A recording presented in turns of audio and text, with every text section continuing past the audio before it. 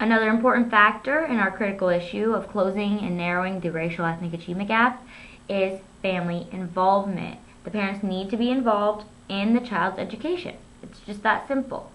If we're going to close this, we need to get going. We need to get these parents helping us out. There are so many ways to reach out to the families, no matter what the circumstances might be. You can call the parents directly. Now, this does not only have to be when the child misbehaves or does something inappropriate. You can call the child's parents and tell them about great achievements that day, good behavior that day, an improvement in their efforts, anything like that. The parents would be glad to hear it, and the child will be glad to know that you care enough to tell their parents how great they are. After all, we are in this together, and by that I mean teachers and parents, because the parents are the children's teacher when they are at home.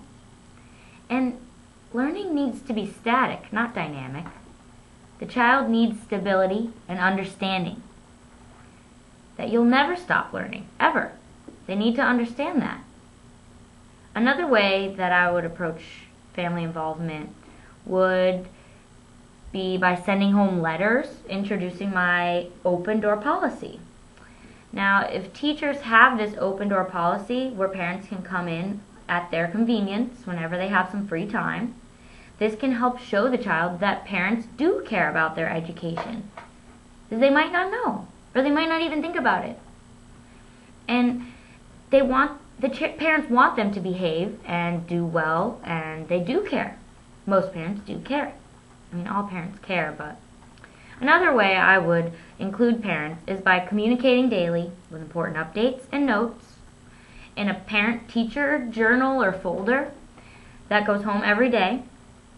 And this can include things such as what they need to work on with their child, strategies they can use to more effectively help their student, and this could go home and you could put pieces of children's work in it.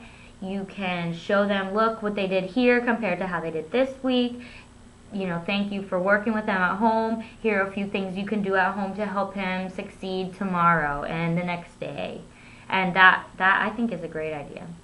And one last way that would be to make home visits to your students and their families. Maybe one child or two a week, and just do it a few times a year.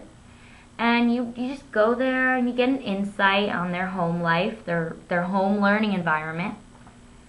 And there's just so many ways.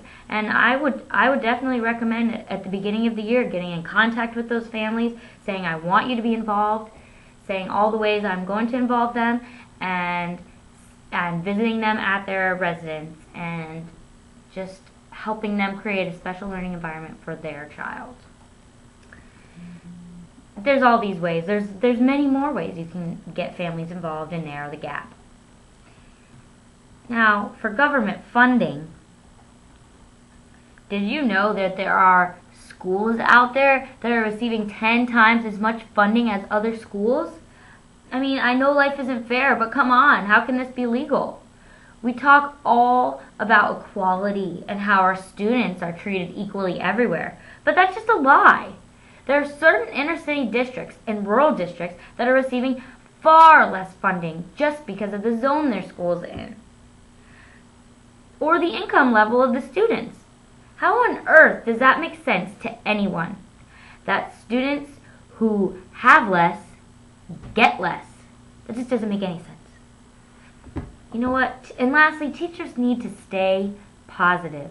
Schools should always be accommodating their teachers and making sure that they're remaining positive and upbeat and are treated with the respect that they deserve for teaching our children. Spreading the high quality curriculum and the creative curriculum will definitely help student improvement and academic gain. Now, so we just need to spread high quality teachers, positive teachers, and improve our schools. And that's what I believe, and that's how we're going to close this gap.